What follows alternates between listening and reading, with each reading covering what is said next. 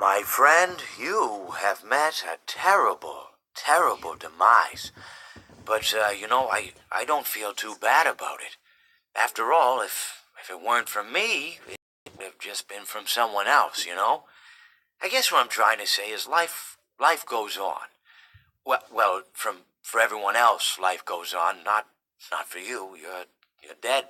But that's neither here nor there. It reminds me of one summer day in the park. I was having just a delightful picnic with my good friend Orville. And I said to him, Orville, I have a story. And he said to me, what's the significance of the story? And I said to him, Orville, not every story has to have significance, you know? Sometimes a story is just a story. If you try to read into every little thing and find meaning in everything anyone says, you'll just drive yourself crazy. Had a friend do it once. Wasn't pretty. We talked about it for years. And not only that, but you'll likely end up believing something you shouldn't believe and thinking something you shouldn't think or assuming something you shouldn't assume, you know? Sometimes, I said, a story is just a story. So just be quiet for 1 second of your life and eat your sandwich, okay?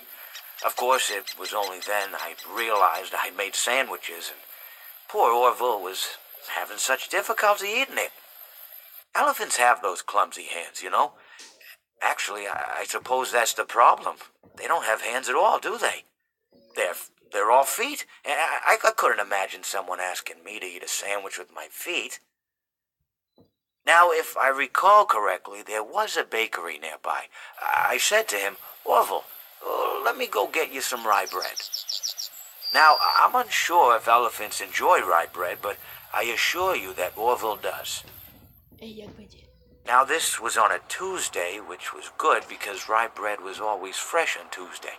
They made sourdough bread on Monday and threw it out Wednesday, or rather, they sold it at a discount for people wanting to feed the ducks, and then probably at the end of the day, finally, they threw it all out. I don't recall.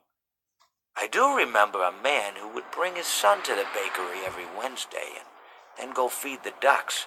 He would buy all of the sourdough bread. Of course, you're not supposed to feed the ducks sourdough bread at all.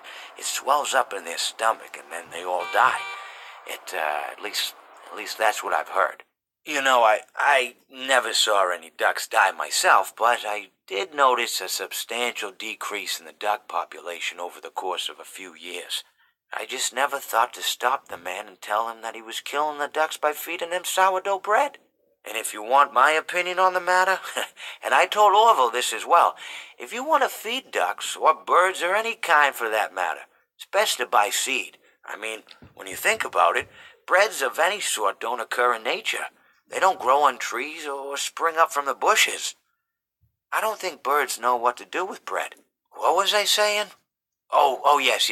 So I bought Orville some rye bread. What a fine day it was.